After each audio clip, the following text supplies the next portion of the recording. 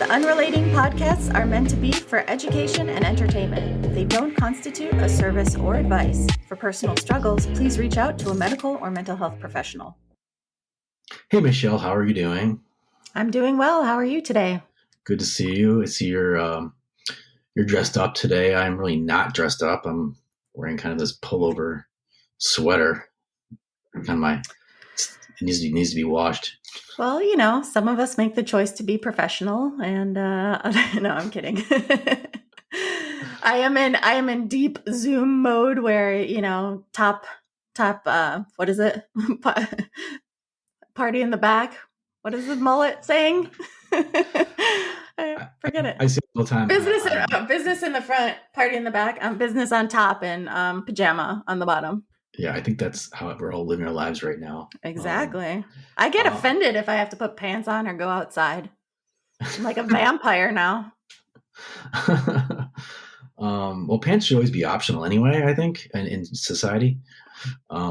Just kidding. But you laugh, but my nickname in my house is the Pantless Wonder because, like, I prefer not to. not that I'm going like bare bottomed or anything, but like if I have a skirt or shorts, I'd rather not like be full panted. Is that a deal breaker for you though? Is wearing pants a deal breaker for you? You know, I'm glad you asked because today we're actually going to talk about deal breakers. And I'm excited because that's a pretty hefty part of relationships, right? Is figuring out what your deal breakers are and like if something is actually a deal breaker or not, which is a big deal because some things aren't. Some things are just kind of irritating or annoying about your partner, but they aren't things you're going to actually end your relationship on.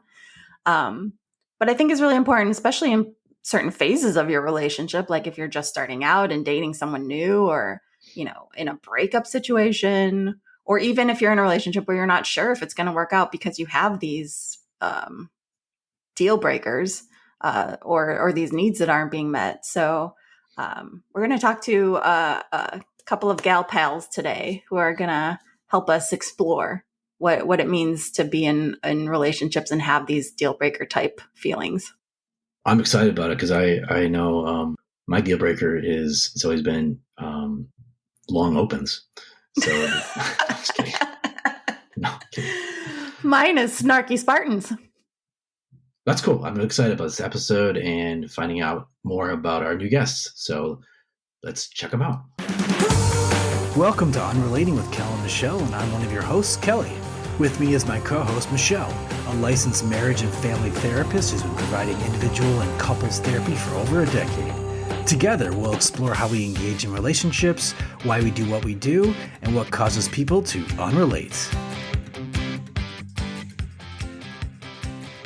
This is Kel and Michelle, and today we are with Sage and Anna. We're very thankful to have both of you here, so thanks for joining us. They are Gen Z, is that right? We're millennials. What? We're millennials. Yeah.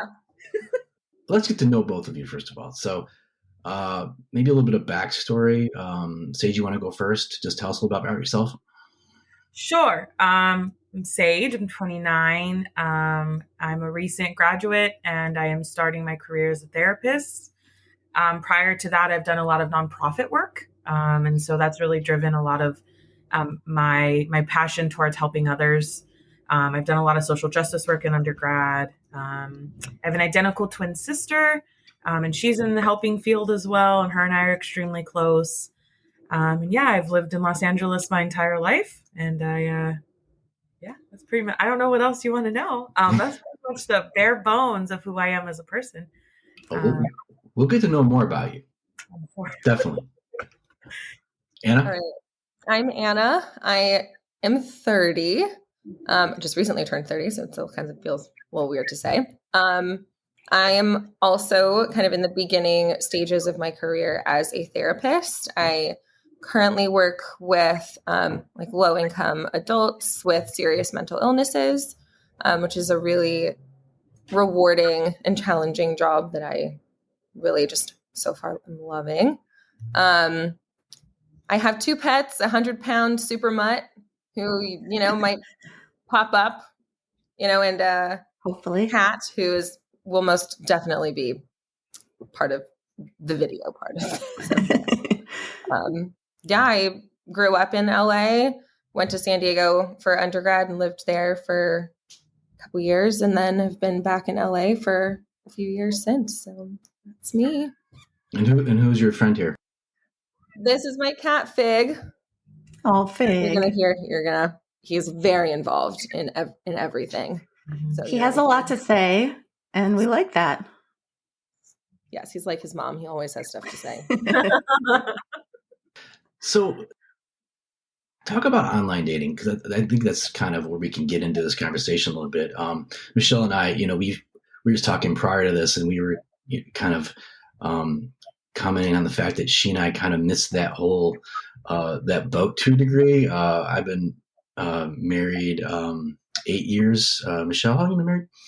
14. Yeah. So I do have some online dating experience prior to that in LA, so I can certainly chime in some of my stories. But man, it's got to be hard, right? It just tells. I mean, what's it like out there? Online dating is trash. For lack of a better way of saying it. No, it is rough because I think we live in a society with like that paradox of choice. And that's kind of what I feel like online dating, what I've experienced, has brought forward. Is this, if this doesn't work, I could pick up my phone and find something else. And whether it's for the long term or it's just for one night, like, I mean, I have plenty of guy friends around my age, and I watch their online dating lives. And I have a friend who swipes right on everyone and then goes through his messages and unmatches the people he doesn't find attractive. And then I have other friends who are really intentional about the way that they date online, and, they figure it out, but I'm on and off with online dating just because it takes a lot of patience. It takes a lot of patience to do online dating. And I think up until recently, I was doing a lot at once, like working full-time, practicum, and then COVID, which I think added a whole nother layer to dating. But my experience for online dating has been mixed. I've had some good experiences. I've had some not so good experiences. And I think sometimes I get so busy, I forget the apps even exist. Like I don't check for like a week or two, and then I'm like, oh yeah, that exists. I should probably message that person back I was talking to. This is not a friend that I haven't talked to in 2 weeks. This is some random stranger that I could potentially, date. So Yeah.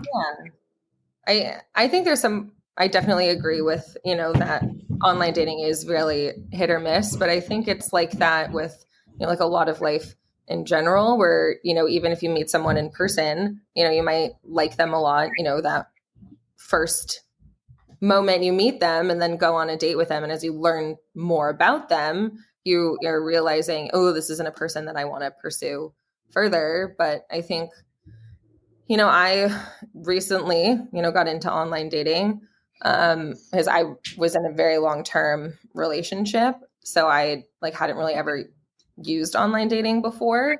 So it's been an interesting new thing for me to navigate. But what I think is nice about having a platform like online dating is that, you get to see how people present themselves, and you get to find out a little bit about someone before you go on a date with them, or you have an opportunity to chat with them. And you can, like Sage was saying, be very intentional about the kind of questions you ask or what you look for in someone's profile. And on the flip side of that, like Sage was saying, is there's just now you're looking at someone's picture. You're looking at 2 sentences about what they've said about themselves, or like an answer to a prompt, like 2 truths and a lie, or, whatever. So that makes it sometimes harder to get to know someone on a deeper level because it is so superficial. That's just kind of the basis of what online dating is it is superficial. You're looking at a picture, you're looking at this small tidbit of information. So it's being really intentional about getting to know somebody in a way that makes sense to you and how you want to move forward in your dating life is, I think, just an important part to understand about online dating. For sure. Yeah.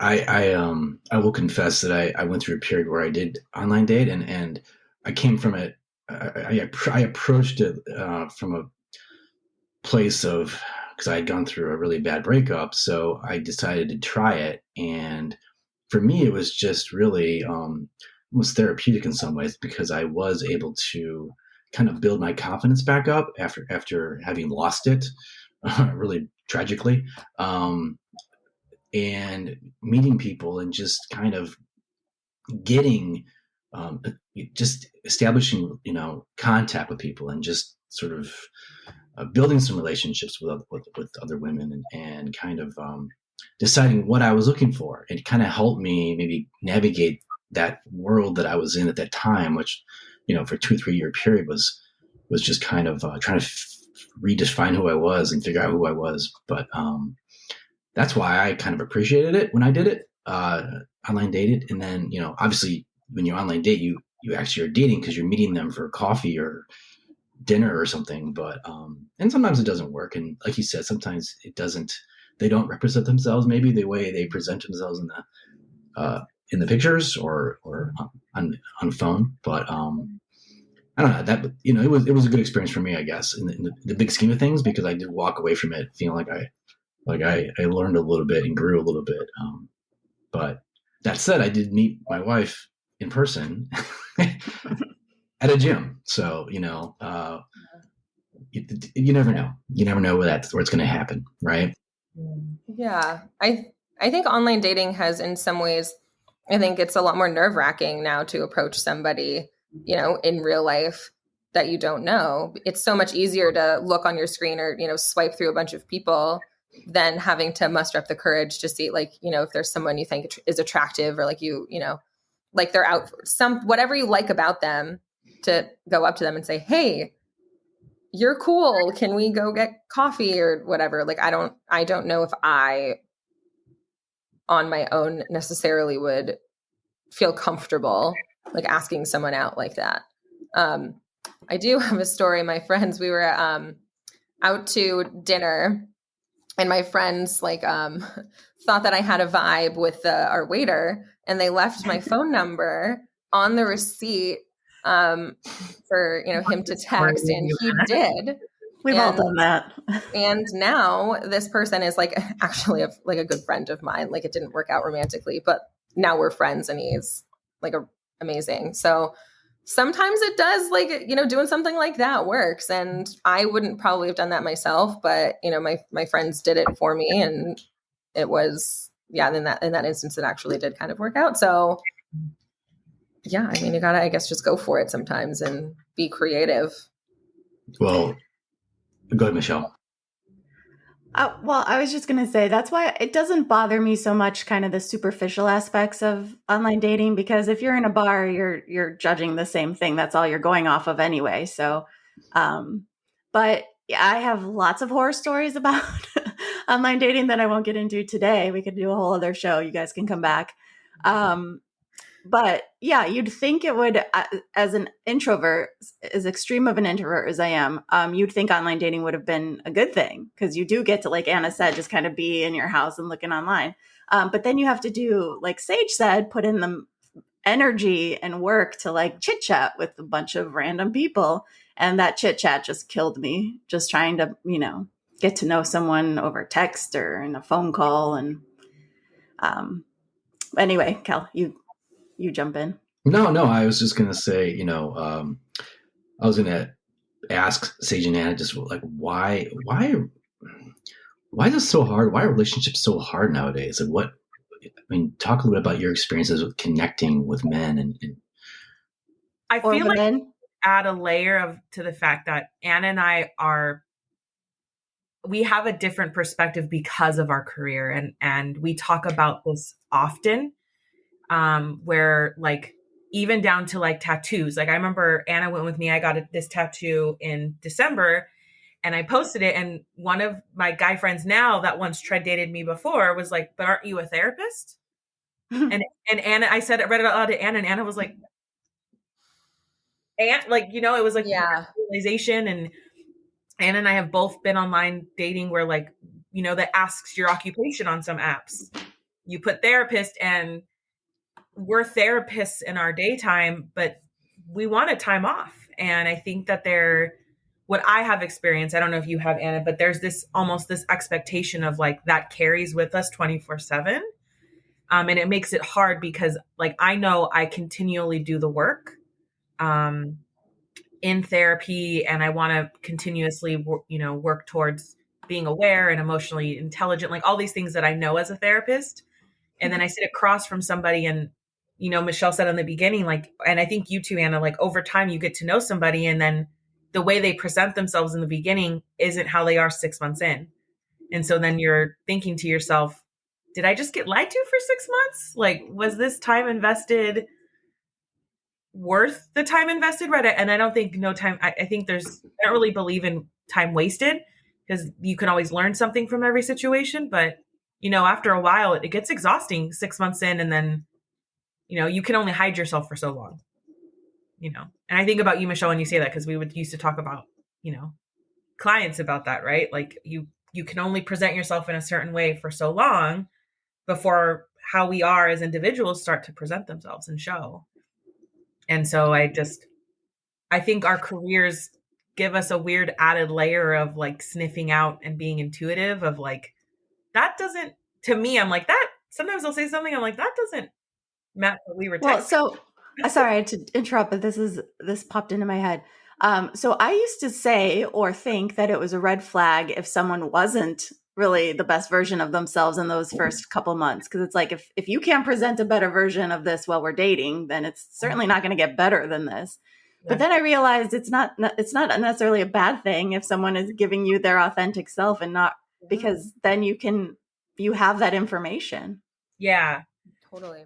Yeah. I don't believe in red flags. And I tell my friends this, I believe in a stoplight. And I heard this on a podcast. And I like, red, yellow, green. And so I think our reds are either our non-negotiables or things that like we absolutely like are just deal breakers for us. Right. And then yellows, a lot of the time when I start to date, I put a lot of the stuff that I'm like, in a yellow, because it can go red or green. Right. Like there's that I want to give that opportunity for it to develop. And if it's something like, oh, that was just me being picky, then it turns green because it's who they are authentically. Right. And then there's other times where like, if they do something and I'm like, absolutely not, that was disrespectful, then it turns red. And that kind of helps me gauge, oh, is this really not going to work? Like, are we just not compatible? Is this not something that is going to be long-term for myself? And so that helped pull away the red flag piece for me, because when you've gone through experiences that have either really jaded you or hurt you, everything's going to be a red flag when you're extremely hurt. So anything that even could possibly, for me personally, when I was dating, anything that reminded me of a previous experience that was painful, red flag, I'm out. This isn't going to work.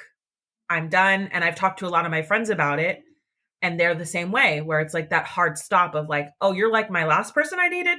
That ain't going to work. We're done. And I think like, where's the chance in that, When you have that, when you have that deal breaker, go ahead, Anna. I'm sorry. Oh, no, that's fine. Keep going. Well, when you have that deal breaker, what is that conversation like with that person? And this goes to both of you. Difficult. Because it's like, it's hard telling somebody like, I don't think this is going to work because of blank. And I've been on the receiving end of that, where someone says to me, I don't think we're compatible. And I'm like, and the previous sage was like, but let me change so that I could be compatible to you and adjust myself so that this can work. And today's sage is like, oh, we're not compatible. This is really going to suck and hurt. And I can understand that if that's the way that you feel. But early 20s sage was so like my ego, and it hurt. Rejection sucks, in any form of it being, but that's kind of, I don't know if it's necessarily rejection. Maybe I'm generalizing it, but that's kind of when compatibility and deal breakers come into play. It's a form of rejection in my eyes. I think I have a bit of a different like perspective in some ways about kind of what we've been talking about. I think for me, I've always, like Michelle was saying, I've always appreciated when someone is super upfront about who they are in the very beginning. And I think, as you go through relationships, like, so my relationship experience has been several long-term. I dated, someone for 5 years. Then I dated another person for like 6.5 years. So for me, it's, I had to figure out, deal breakers more at the end, and kind of what can I continue to live with? Is this something that I can build a future, build an entire life? My previous partner I was with for a very long time, we lived together. This was the person that I thought I was going to spend, my life with. Everyone would always, like, our friends, like, we like melded our friend group. He moved to Los Angeles with me, when I, went to grad school.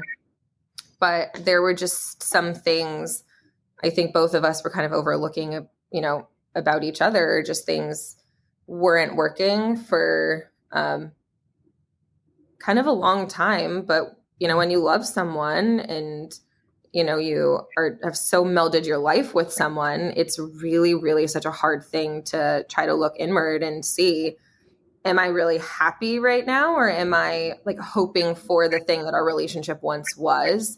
Or am I hoping for a thing that our relationship could become in the future if we just tried a little harder, or if one of us changed, or if one of us did that? But that's not how it works sometimes. And you have to, be able to listen to yourself and see, yeah, I don't think I'm happy. I don't think my partner is happy. We're not moving forward in this relationship. So even though it's going to hurt a lot and take a long time to move on from, the best thing for, both people in that situation is just to say goodbye.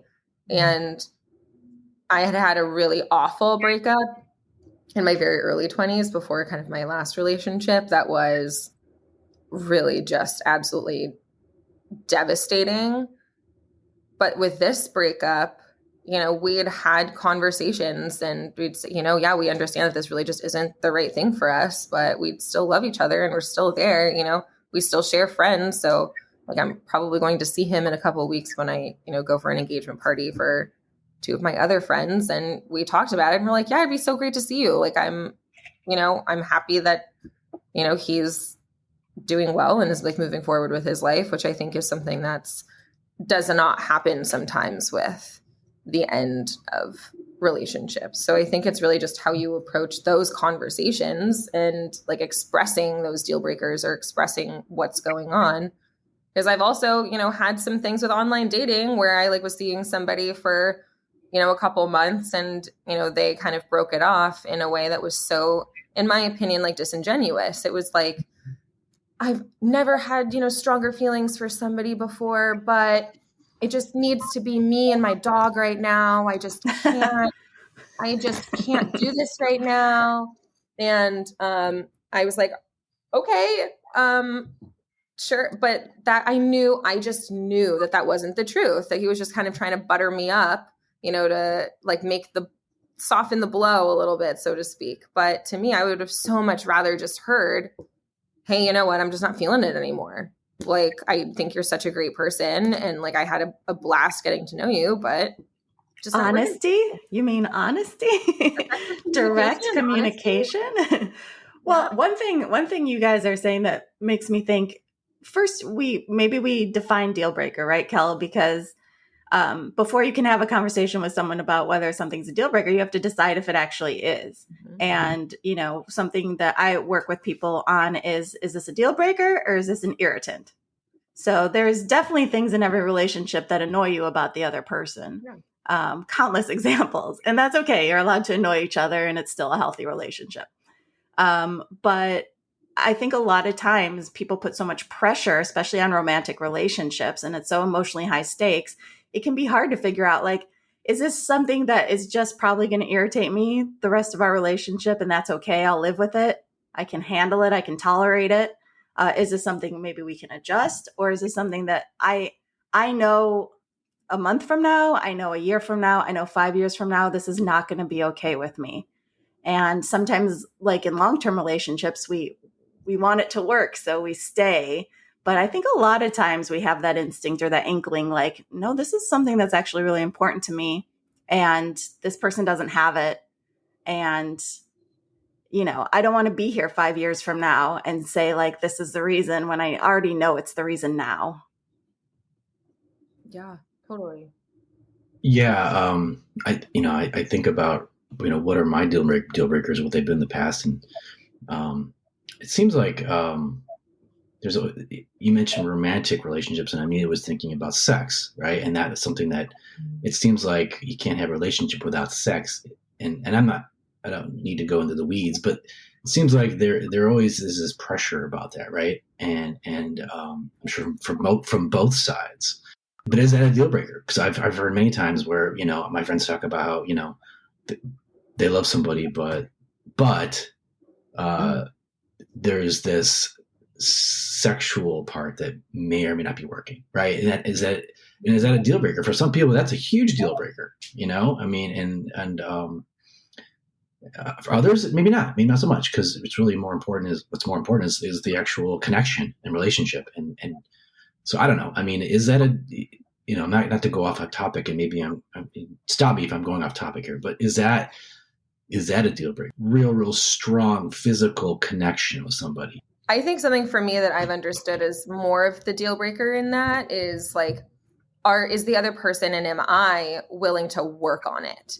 Is the rest of it like fulfilling me enough to where I want to say, okay, this like physical component of our relationship, let's work on it. Let's talk about it. Let's do what we can to, try to make this better, or, having those conversations and having them be willing to have those conversations and make the effort in return. That to me is, if they're not willing to do that and it's kind of continues to stay the same and they're not really receptive or open to feedback, or if I find myself blocking the feedback and not being receptive, then that's all right, this isn't going to work, because then, kind of no effort is put into change. Because I do think the physical aspect can be like built on or developed more in time than I think like the emotional part of that. Like I'd rather feel really emotionally safe and validated and like connected and secure with somebody, and build on like the physical or the sexual chemistry or that part of the relationship, because that part is really hinged on the emotional connection for me.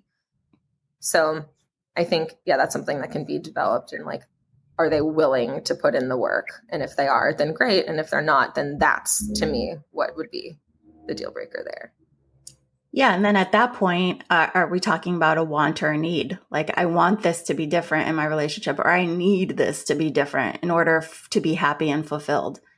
And whether it's sex or any other need that you feel is not being met, I think that's the answer to your question, Kel, about why our relationship's hard. It's not the relationship itself that's hard. It's tolerating either unmet expectations or unmet needs. And so much of the dysfunction in a romantic relationship comes from those two core stems.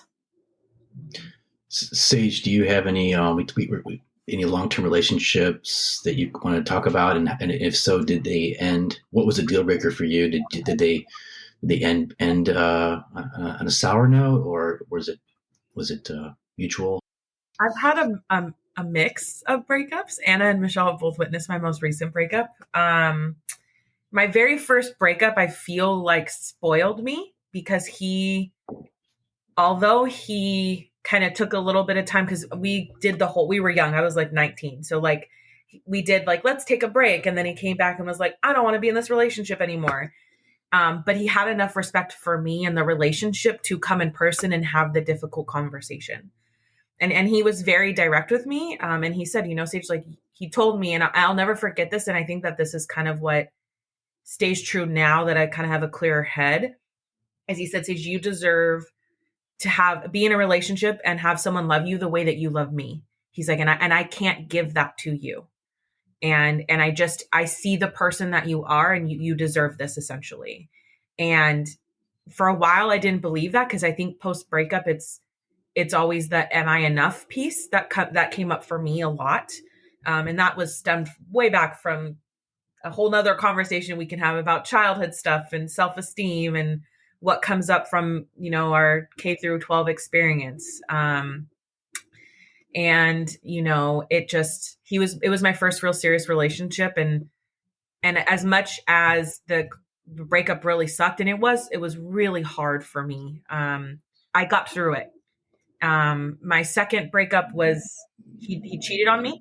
He used an online dating app and found somebody else, and I caught him essentially. And we were never technically boyfriend and girlfriend, right? Because there's that nuance of online dating and dating in general is like, do you ask someone to be your partner? Is that still a thing? Or is it this just unspoken, like the things that we're doing are partner like, so we should be committed. But again, I didn't have really effective communication skills. And so I caught him essentially what I would consider cheating. And then I took him back, and the deal breaker that I had was that he just flat out was ghosting me towards the end. And when I wanted to talk about things, he was just kept saying, and he wanted to only talk over text. And so I just called him and I said, look, like, I can't do this anymore. Like, you told me when we got back together that we would work on things and we'd talk through things, and you're not talking through them right now. So I'm choosing myself. That's essentially what I said in that voicemail. Like, I'm choosing me. And I think I left the door open for a little bit, and, that door eventually closed. And I think my last breakup was the most messiest. It was just really messy, and it was. Well, before you get into that, Sage, I just want to put out a all points bulletin here. If you're listening and you're someone who ghosts or who comes up with ingenuous reasons to soften the blow, as Anna said, or you don't have an honest conversation about why a breakup is ending, like, just please, I implore you to not do those things, because we've all been on the receiving end of that, and it's we could have a whole other show about closure and breakups, and it makes it so difficult to move on when someone isn't honest with you about the ending. Yeah. And that's essentially what happened with this last breakup. Like, that I was essentially kind of told a similar disingenuous, I didn't have enough time to heal from my last relationship. I need time. And I have found out that he is now in another relationship, and that was not necessarily the case. And there was a lot more pinned to that relationship. This person and myself were friends for like 7 years and never really had the opportunity to date. And then we finally dated, and he kind of said it was a timing thing. And that's another thing too, that I kind of like parallel with ghosting, is like this, it's just not the right time. And I haven't really thought too deeply about that piece, but usually when I hear that come out of someone's mouth, I'm like, is it a timing thing, or is this just not working? Like, is this, and sometimes it's true. Maybe it is a timing thing, right? It was hard, because I think that we get to decide how we respond after a breakup, and sometimes we don't, right? It's emotion fueled, and we need to do that, but we're not perfect human beings, right? Like, human beings are imperfect. It's the accountability piece that we get to decide actively if we take an active role in. And there was no accountability post that breakup. And so again, I was still kind of hurting over it and was hoping maybe we could make it work. And then when the lack of accountability and disrespect crept through, I was like, no matter how hard or how many sorries you tell me, it's still not going to replace the behavior and the treatment that I received. Yeah. And what is that saying? Like, we judge ourselves by our intentions, but we judge others by their actions. So that's a lot of why we do this podcast, is like that accountability piece is what are we doing to contribute or not contribute to the health of our relationships? Yeah. And Anna really witnessed me, and you're talking about friendships, like Anna really witnessed me through that breakup. Like, and I think pretty much across the board, all my friends said, like, Sage, you were very adult about it, and you were very patient and kind. And I get that told often. And I don't want to change that about myself. Like, I believe that people deserve grace. But after a while, if I keep giving you grace and you keep taking advantage of it, then I'm just going to not give it to you anymore. And Anna was the person I'd call, like, walk me off a ledge right now, please. Like, give me the speech. Give me the speech. Give me the pep talk, because it was hard. Breakups are hard, and we question a lot about ourselves post breakup, right? And Michelle, you know this about me too. Like, I'm a very reflective person. And I always, and Anna, you know this about me too. Like, I'm always asking myself, like, what did I do to contribute to whatever the situation is? And then when I wasn't receiving that, that's when Anna was like, yeah, forget this. Like, you're doing, what did you tell me? I think you said, Sage, you're doing too much work for someone who's doing none. Yeah. It's just like, oh, it was like 8 a.m. I was like, I haven't even had my coffee yet. Like, I'm awake. Like, but it's true, you know, like sometimes we do need a friend to say, like, you are putting a lot of time, effort, and energy into something that you aren't getting in return. And is that worth it? You know? Yeah. Which is why I love couples therapy, because that is a space where you get to see whether or not both people are committed to making some adjustments. Like Anna said, if that person is going to potentially adjust themselves to make the situation better, that's one thing. But if they're not, that gives you a lot of information as well. Yeah. I think, like, you know what, like Sage and I have had so many conversations together kind of about this, about, you know, relationships, you know, and I think this is something that's happening now kind of with dating and with, you know, online dating, you know, and the plethora of options everyone has, is this kind of idealization that relationships should be easy, right? Mm-hmm. That, oh, I'm going to get into a new relationship and I just need it to be easy and not any work and not any hard, like there's not going to be anything hard about it. But that's not how relationships work. It's not, it's sure, of course, there's that, you know, honeymoon period in the beginning where it's exciting and everything's new and it feels so easy and great because you're figuring it out. But there's going to be a time, you know, in any point in any relationship, whether it's romantic, friendship, family, otherwise, where someone's going to go through something hard or something's going to come up that's going to be a real challenge, or they're going to have a stressful moment, or they're going to have any kind of moment.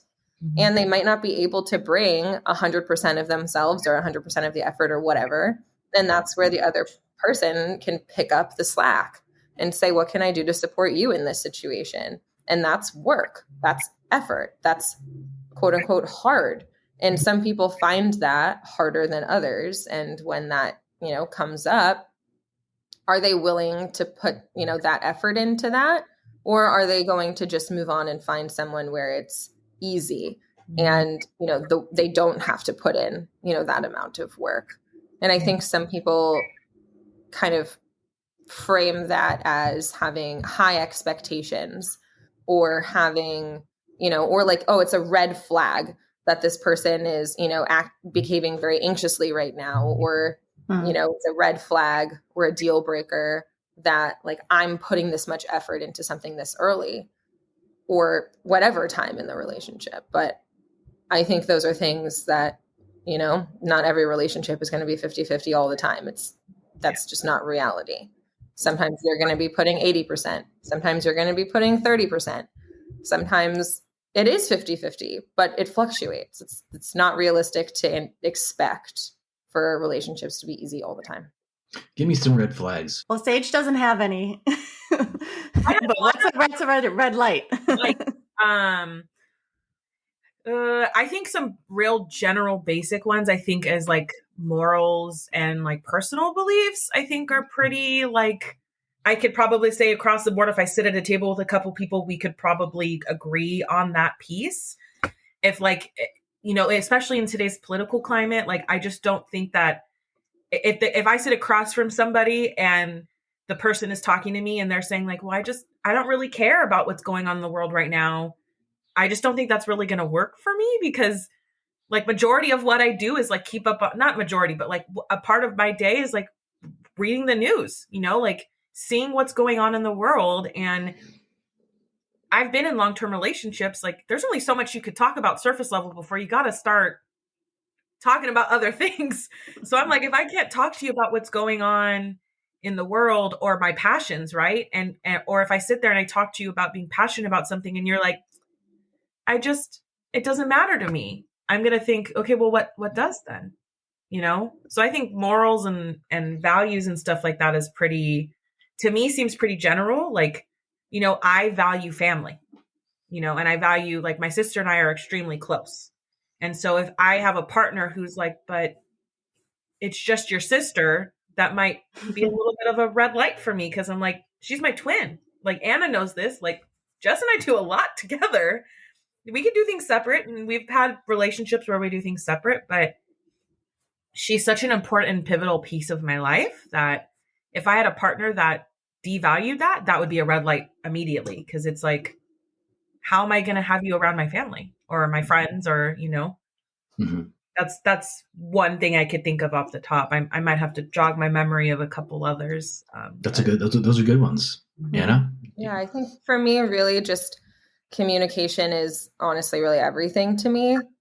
I've had experiences, you know, with kind of a partner who was fairly non-communicative, and I felt like I was the one who had to, like, I was constantly bringing things up, and I then kind of felt like an over communicator, which, like, thinking about it, like, is it really possible to be an over communicator? Like, I would rather communicate what's going on when it happens and figure it out so that it doesn't become, you know, an argument or a disagreement or kind of a tension filled discussion. So I think somebody who can't communicate, or not can't, but is, has maybe a different communication style from me, that's something that's really challenging for me to kind of get past. So that's, as Sage refers to as that's a red light for me. Or more so if they're not willing to then say, okay, I understand communication's not my strong suit, but I'm willing to work on it, then to give them an opportunity to work on it and to have more conversations. But then if that's not changing, then that's a no-go. Aren't most guys shitty communicators though? Isn't that the norm? I disagree on that. I disagree. I think sorry. Yeah, no, that's like stereotypes. I know you're joking, but like, so for example, and Anna, I've talked about this post my last relationship. Like, he actually was a fairly good communicator. Like, while we were together and we were dating, like in the beginning, not so much. But when I like brought up a concern of like, this is a yellow light for me. I didn't say it like that, but like, this is a concern. Like, the lack of communication in blank, blank, and blank really doesn't settle well with me. How can we adjust this? He adjusted and he maintained. He just didn't adjust for 2 weeks. He maintained it. And I will give him that part of that relationship where like he understood the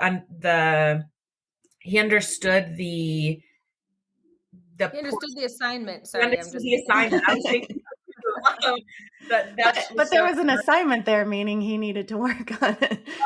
No, it like the understood assignment's like this catchphrase that the Gen No, I get it. But like, yeah, he essentially understood the assignment of like, I need more effective communication, like in the sense that like, and it was very small things. Like, I wouldn't hear from him all day, and I was like, hey, like I'm not big on texting all day. Like, I forget about text sometimes. Like, I'll open it, and then like 2 days later, I'm like, I did not respond to that person. But if I haven't heard from you all day and we're dating, and I text you and you don't respond, like, hey, I've had a really busy day today and I have a lot going on. Hope you're having a good day. And I don't even need that. Like, hope you're doing well. Just something, you know, like, hey, it's been a really rough day today for me. And he did a good job at that. I think the portion that I realized that was the red flag or the red light for me is that that was it. He's like, well, I've changed now, so this should be enough and you shouldn't have any more concerns. Or you shouldn't have anything else. And I felt guilty. Like, it was like almost like this voice of like, don't be too naggy because then it's going to be too much. And I know that that's a personal introspective piece, but there was also that vibe or the insinuation I was getting of like, it was overwhelming sometimes, you know? And I get that. I know myself personally that when I communicate, sometimes it will come off overwhelming. I also struggle really bad with anxiety, and I have an anxious attachment. And I know that about myself. So when I hold back, like, because I'm trying not to be too much for somebody, that's going to come out at some point. And I know that about myself. And that's essentially what happened at the end of our relationship, is all the stuff I kind of stayed quiet about. The thing you say post relationship, like, I should have known that this probably wasn't going to work, when all those things that I like kind of just stayed quiet on, that came out in a really, really not so pretty way on my end. And I'll admit that. But yeah, the communication piece, like when you talk about those things and there's the longevity of behavior or change is fine, but you have to understand that that won't be it. Like there's always going to be something at some point where even if I did something, like he told me one time, I didn't feel heard by you. And I felt really bad. But in the relationship he was in previously, there was a lot of, he felt really like uncomfortable expressing those things. So when you switch out of relationships into a new partner and they have different communication styles and expectations, like we can, maybe not we do, but we can bring stuff from previous relationships into new ones. Right. And so that Sure. was definitely something that was there, but it was exhausting because it was constantly, am I triggering him? Is this too much? Is this becoming a thing where I can't, so it became that red light for me where I was like, this is really a lot. And I don't know if I want to walk on eggshells the rest of my life. That was I think we are kind of prisoners of a lot of institutionalization.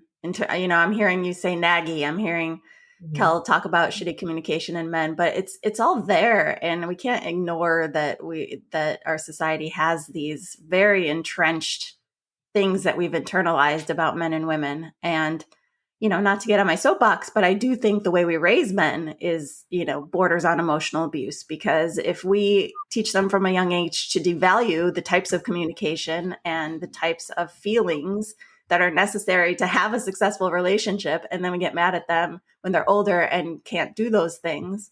Yeah. So I know that's changing. The trends are going towards, having boys understand that feelings are okay, or certain feelings are okay, I should say. I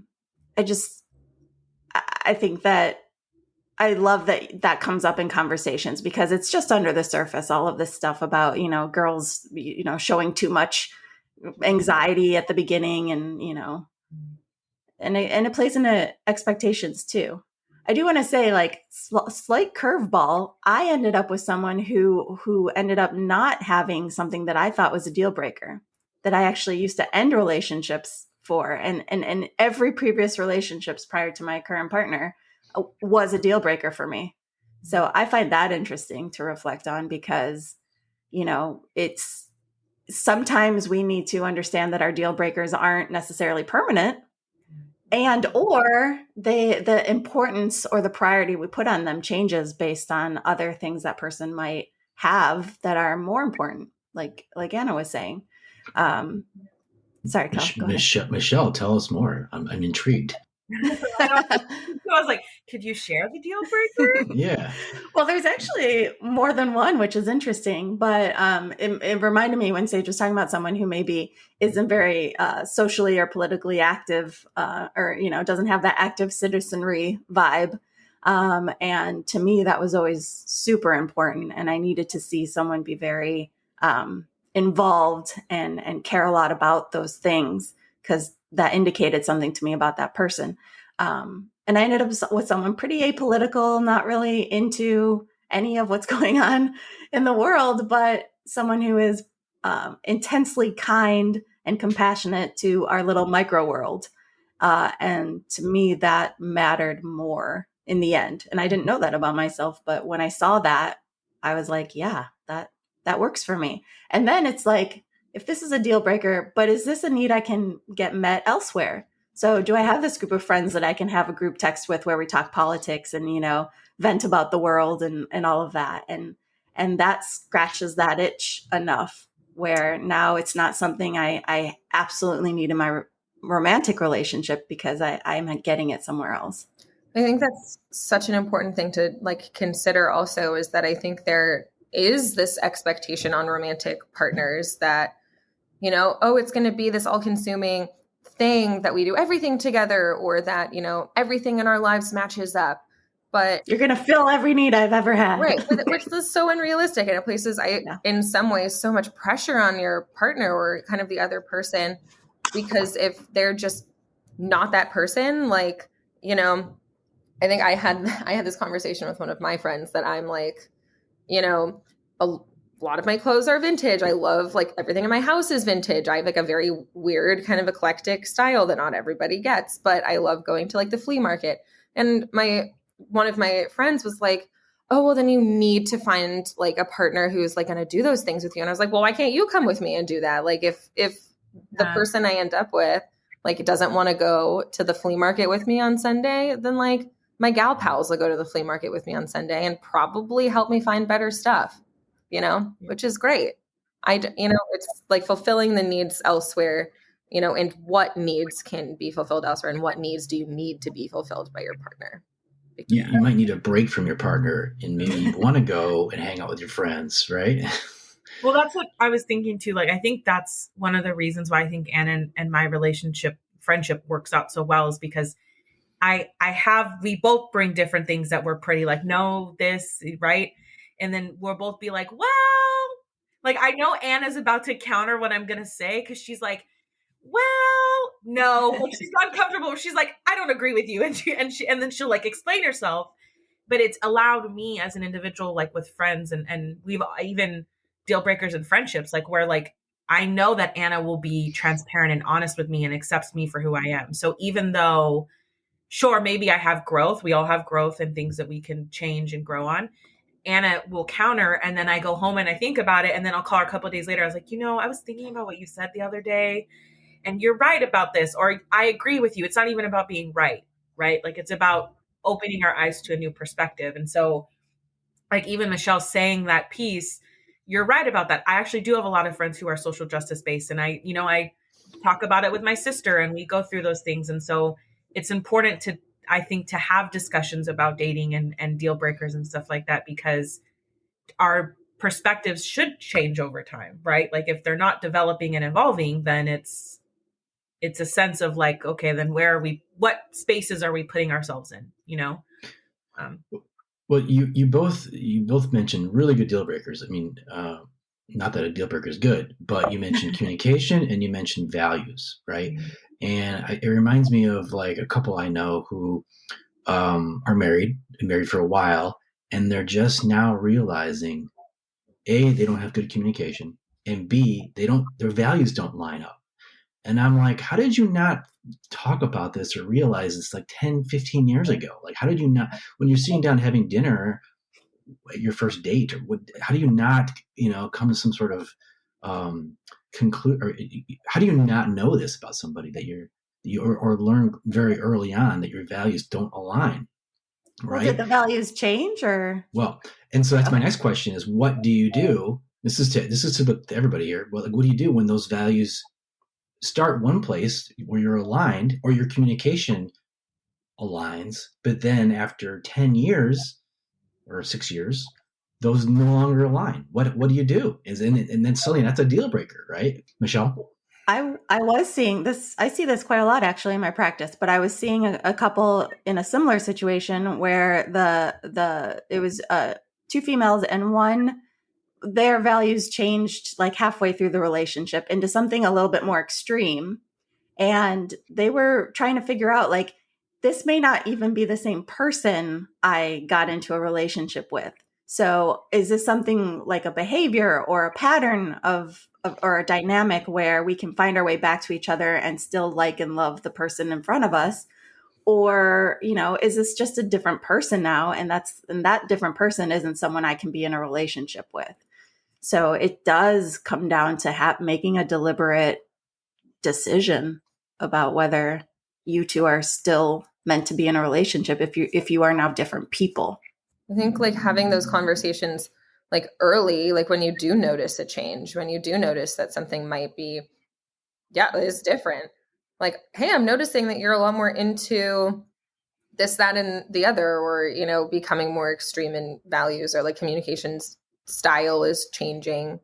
Like I noticed in my last relationship that like I am usually such a communicator, and I towards the end was just not. I was just like, well, what's the point? Like if I communicate this, it's just going to be, I'm not going to be received well, or like I'm just too tired to have this conversation, or it's not going to go well. So I just didn't have it, and I changed myself, in order to try to meet the needs of my partner, which then ended up, like then I'm sure he was like, what? why aren't you talking? You're talking all the time. Why aren't you talking to me now? So I'm sure that made, him feel uncomfortable. He's like, when are you being quiet? You're never quiet. Why? This is weird. This is wrong. But I think that was something for me when I noticed, like, I'm changing myself. My style is changing. I need to get out because I didn't like who I was becoming in that relationship. So I think reflecting on that as well and understanding this might be the time for me to extricate myself from the situation because I'm changing and I don't like it. But I do want to clarify, Anna, that you are saying the ways you were changing you didn't like about yourself, because I think that's an important distinction to make, because I believe it's a myth that we shouldn't have to change for our partner. Anytime you enter into a relationship, there's going to be adjustments. And we were alluding to this earlier, the climate that we live in now of like compromise being a bad thing. It just, it's causing so much havoc on people's relationships. Trust me, I see it every day. But yeah, the idea of what are the ways I'm willing to change, for not just for the benefit of my relationship, but for the benefit of myself and in a healthy way. Because and especially, I don't want to say a lot of young people, but young people right now who are saying like, well, just take it or leave it. If I am who I am and you have to accept that. And that's not most relationships where that happens. The partner gets tired of that pretty quickly. It might be charming at first, but it's not going to probably work out. Well, I will say, I feel pretty lucky. I found my current relationship when I wasn't looking, right? That's when I was actually in a place where I didn't want to have a relationship. I was kind of enjoying being single. And sometimes these things I bet you were, Kel. Sometimes these things just hit you over the head and they just shake you and they say, no, this is the perfect person for you. Right. And that's what happened to me. It's kind of like a lightning bolt hit me, in my current relationship. So I guess my point is that, you never know. You never know what's going to hit you. And oftentimes when you least expect it. Right. And I feel like I'm talking to basically 3 therapists talking, and I'm getting these really great conversation and commentary on relationships. Yeah. The other thing that comes up for me when you were talking, Kel, is like when you are starting a new relationship, especially with online dating, you could also go the other extreme, right? Where everything is like, cut it off, cut it off, cut it off, because you have so many choices that you guys have already mentioned that. So that's why I think it was important to talk today about, is this actually a deal breaker or not? Because we sabotage our opportunities in new relationships. And a lot of time it's based on fear or, insecurity or too much hope that like something has to be perfect. But I am curious if you guys have had an experience where like you regret either judging someone or deciding something was no good before you gave it a chance. I 100% do. I always try to usually, like with online dating, be really intentional about how I'm, utilizing it, because I think it's like, I want to be fair to myself, but I also want to be fair to, the other person or the other people, because oftentimes with online dating is there are multiple people involved where you are going on dates with different people. And this, experience that I regret was I was, kind of seeing somebody who I really liked and was really kind and so like communicated so effectively and well. And I was just felt very safe and secure. And then I went on a date with somebody else who was like, whoa, felt special to me, or like had more kind of like, this is a bad way to describe, like pop out characteristics that I was like, I really like that. I really like this thing. We have so much in common. Holy crap, this person is so great, that I then kind of went in too much of a way, like all in on that other person, and then broke it off because it didn't feel fair to me to, keep going with this such a like wonderfully phenomenal person because I was more excited about someone else. But then the someone else that I was excited about made me feel the most emotionally unsafe I've ever felt in any sort of situation ever. So I took excitement and, whoa, these things about this person are so cool and so great, and we have so much in common, and I'm excited over, I feel validated and safe and like emotionally secure, but not excited. And I regret that so much. Because those are the things that I actually really have come to understand that I value the most in like a potential relationship or in a relationship, is feeling safe, secured, validated, valued, all of these things that I just did not get from the person that I broke it off for. So now I've been way more intentional with how I'm kind of going about things and really trying to think about, you know, kind of my position in that, that for me, I probably really hurt that person. And that also makes me feel a lot of regret in that sense too. But maybe you needed to go through that experience because it is a learning experience. Totally. Right. I mean, and you learn from it, and now you're a better person because of that. I bet you. I think every relationship, every experience is an opportunity for growth. And I think, you know, someone said earlier, you know, like we do bring things from previous relationships into new relationships because we probably learned a great deal about ourselves, or how to communicate, or how to ask for what you need or want, or whatever it may be. I think it's important to carry those things over to new relationships. You know, I think it's unrealistic to say that we don't bring those things over. And some of those things are really positive, you know? Yeah. So I think, yeah, every experience gives you some feedback. Yeah. And maybe spending less time, you know, trying to score points with or against our partner, and you know, not letting ourselves off the hook more than we care about letting or not letting our partner off the hook in our own behavior. In the in the wise words of Trey from Bachelor in Paradise, our own human trash bag behavior. I love that term.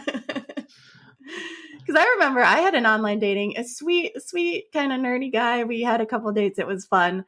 And then he would reach out, and it would take me just an obnoxious amount of time to get back to him. And yeah, sorry about that, Michelle. Yeah. It wasn't and then that'd be an interesting dynamic if you and I used to date, but no, we will never. And so he called me one time, and he's like, I want to inform you that I have met someone that I really want to pursue. So I have to end it. And this was after a couple of dates, and it was super cute. But now I say it was super cute. At the time, I felt so much rejection. And I was like, how dare he? And, you know, you get yourself lathered up into like what the other person did. And now I can look back and be like, I wasn't particularly nice to him. I wasn't considerate of him. And yeah, like, I appreciate that he called me up and said that instead of ghosting me. So he did everything right. And that helped me learn. Yeah. It sounds like you've all had some really, you mentioned in the past, previously, like, I know Sage, you mentioned your relationship early on, and you had a break, you guys broke up, but it sounded such a mature breakup. Yeah. And that's pretty amazing at that young age. And that sounded like this guy, Michelle, this guy sounded like that was a very mature way of handling that situation with you. I mean, he didn't need to do that. He could have ghosted you, right? Mm-hmm. But he didn't. And so that's kind of cool. I don't know. I think the really interesting piece for me in understanding that first breakup was, and when I was in grad school, because we did couples counseling, and I had to write a relationship paper. And in that relationship paper, I specifically talked about that partner and how I wrote out the breakup, and because I was at such a different stage in my life, like Michelle was saying, like you're removed from it, so you could kind of see it at a different view. I was like, oh wow, like he really respected me in that moment and really was like, hey, this isn't working. Similarly to my most recent partner, where in that relationship paper, I said I should have given him a chance. And the reason why I didn't give him a chance is because I was in my early 20s and I was, like all over the place and know this and know that. And hindsight is 2020. And I thought, wow, like I really missed an opportunity with someone that could have potentially been a good partner. And so when the opportunity presented itself, I was lucky that I had an opportunity to kind of visit it and see if it could work. And it didn't. And that, I think, because I was at a different stage in my life, like I'm at like 8 months removed from that relationship now, around there. I think that I'm able to look and say, like, I was really upset and hurt by that breakup. I took the risk. And someone said that to me post that breakup, like, Sage, you took a risk. And that's kind of the nuance of online dating and dating in general. It's risk taking. It's saying, I'm going to put myself out there for another person. And if it works, it works. And if it doesn't, it doesn't. But that doesn't mean, why I say nuanced is because there's so much to that, right? Like feelings are involved and time and effort and resources sometimes, right? Like I'm an avid catfish watcher, and I see people online. I know that's not the best form of examples, but like I see how easy people give up actual material resources when they really love and care about somebody, and that's a thing possibly. So yeah, so I think that dating and all of that is it can be a calculated risk at times, and sometimes it's just a blind risk of just saying, like, I'm going to take the opportunity, and if it works, it works. And it can unfold into something really beautiful, and sometimes it could end really abruptly. So I was lucky when I dated that partner. He was 21 and I was 19. And then I was in my late 20s, and my late 20s boyfriend could not give me the same thing my early 20s boyfriend could. So that kind of feeds into that whole age thing too, right? Where like at a certain age, we should know how to communicate and blank and stuff. Communication's a skill that we have to kind of really work on constantly in relationships. And so some people are more natural at it than others. Some people really have that key and that skill, just very fluid, to just be like, I'm good at this. And other people like myself, like I had a lot of messages thrown my way and internalized thoughts that really blocked my communication. And I follow this therapist on Instagram. He's the Angry Therapist. And he posted something shortly after my breakup, like, really bad communication can ruin a good thing. And that was like, oh, wow. Like, it was just like one of those things that dawned on me where I was like, oh yeah, that's it's like one of those things I keep in my back pocket. Right. But I purposely expose myself to different therapists and read books and stuff. Not everyone does that. So I think it's layered, but it's a risk, dating, ultimately. And really good communication can maybe save a bad thing. Yep. Mm-hmm. And recognizing what your level is. I was seeing a couple a while back, and the wife had a really profound insight. She's like, I've been a shitty partner because that's all I've seen is shitty partners. So like, I didn't even know there was this other way of being. And her husband was really trying to help her by modeling things and by, being patient of helping her build her skill set in communication. So that's the other thing to try and sort out with your partner is this something where if they can gain a new skill, this will be helpful? Or, is this person, is it a matter of not having the ability or not having the desire? Because that's a separate issue. Well, look, thank you so much. We've taken like over an hour of your time, and this has been a really fascinating conversation, talking about deal breakers, what are deal breakers for you two, and what people should consider when breaking off relationships. So thank you both or of you starting new ones. Yeah, exactly. So thank you both for sitting down with us today. And then I was like, do you want to do a podcast? She's like, yes. Together?